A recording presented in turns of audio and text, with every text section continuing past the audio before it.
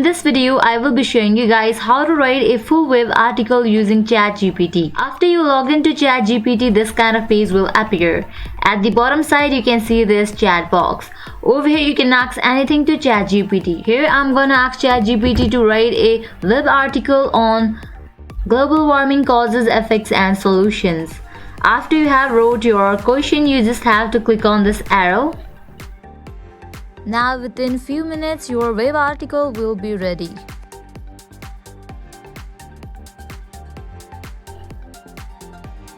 I just have to wait for a few minutes and my web article will be ready.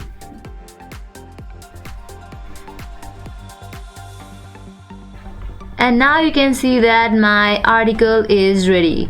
Existence of ChatGPT has made our life very easier. You can see that within few minutes my web article on this topic is ready. Now select the whole article and then copy it and then open your Microsoft Word app, paste it. After pasting it, you can edit some parts and your web article is ready. In this way, you can easily create web article using ChatGPT. You can create a web article on any topic you like using ChatGPT.